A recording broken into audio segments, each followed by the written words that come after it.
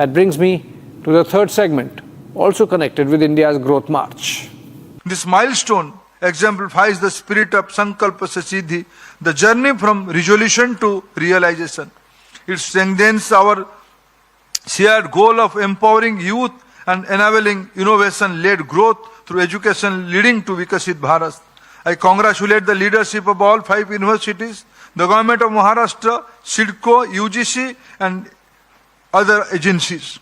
This was another story that went below the radar of news cycle, but is of consequence for the future grooming of our youth. India just announced setting up of campuses by 5 foreign universities, making international education available at home. Come to think of it, while global standards of education were available at the school level through the IB, Isce and Cambridge courses, at the university level one had to fork out hundreds of thousands of dollars for international degrees. A simple tweak in the national education policy of 2020 made it possible to get a foreign degree right here in India. One can still say that it does not match the experience of a foreign campus in the United States or the UK. But for millions who could not afford or access such an education, minus the international campus, also this should be a good deal. Let me explain a few benefits to students.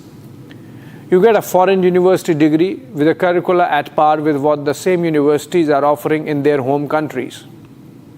You get it at a much lesser price point. You are not going to feel homesick.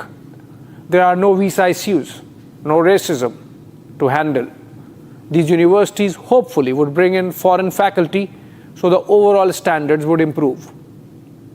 From the point of view of parents, they can see their ward get a world-class experience with home advantage. I see 2 more very distinct advantages. One, to our education system. With the infusion of pedagogy and curricula of these global universities, the overall ecosystem of education in India would likely become more competitive. One can expect salaries of our own teachers to increase to match those of the foreign faculty.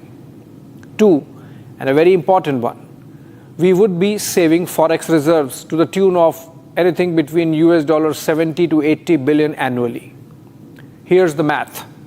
India has over 1.8 million or 18 lakh students pursuing higher education abroad.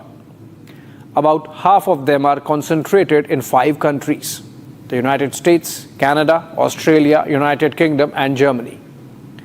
In the USA, average tuition fee for a science course is upwards of $32,000 per annum. Add to it living expenses that include housing, transport, food, etc. That should be about $30,000 per annum.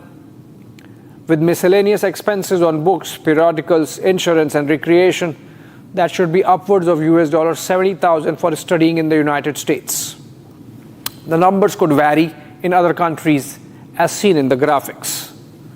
Still, calculating conservatively, India pays not less than $70 to 80 billion per annum from its foreign exchange reserves for these 1.8 million students to get a foreign degree.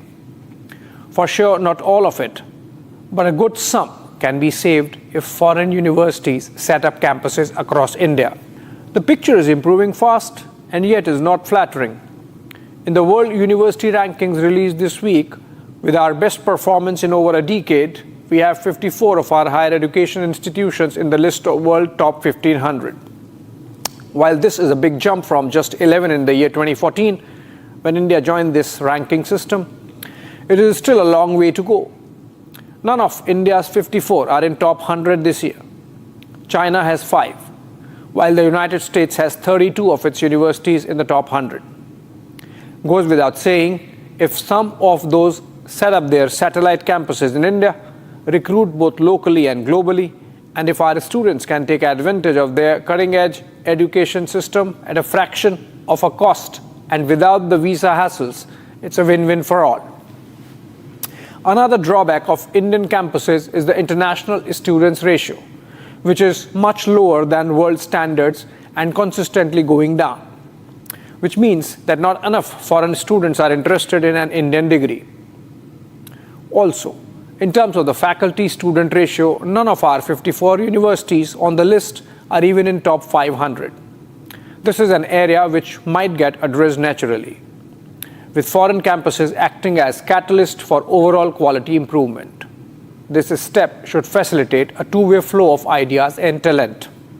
My personal takeaway is that this should act as a catalyst and bring competition and improve overall college education and research environment in the country.